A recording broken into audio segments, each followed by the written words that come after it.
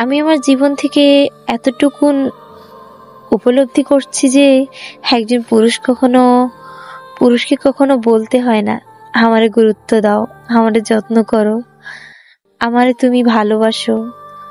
আপনি যদি আপনার পছন্দের পুরুষের পছন্দের নারী হয়ে থাকেন, সে আপনার জন্য সব করতে পারবে, সব বোঝেন, দুনিয়াদারি এক করে দিতে পারবে। পৃথিবীর বিরুদ্ধে গিয়েও হলেও আপনার জন্য লড়াই করতে পারবে। যদি আপনি নাও চান, তবু সে আপনার পায়ের কাছে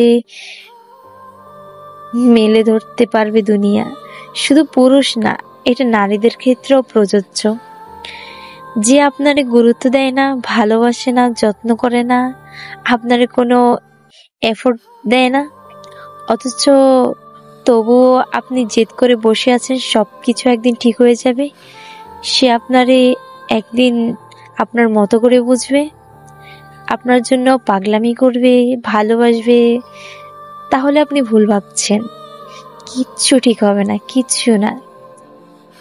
আমি আবারও বলছি, কিচ্ছু ঠিক হবে না।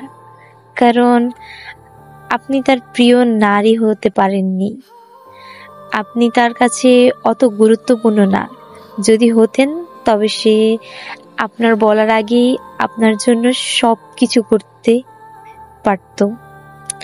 পুরুষ বা নারী না, যে কোনো মানুষই তার জন্য নিজের সর্বোচ্চটা দেয়, যার সাথে সে থাকতে চায়, বাঁচার আনন্দ খুঁজে পায়। আমি বহু পুরুষ দেখেছি যারা প্রেমিকার কাছ থেকে অপ্রেমিক, দায়িত্বহীন, বেরসিহীন তকমা পেয়ে বিয়ের পর হয়ে উঠেছে দারুণ যত্নশীল, দুর্দান্ত দায়িত্বশীল, চমৎকার রোমান্টিক এবং শতভাগ প্রেমিক। মনে রাখবেন, মানুষ তার প্রয়োজনের পরিবর্তন হয়। আপনাকে তার প্রয়োজন, সে আপনার জন্য তাকে পরিবর্তন করবে, অন্যথা আপনি হাজার চেষ্টা করলেও তাকে পরিবর্তন করতে পারবেন না।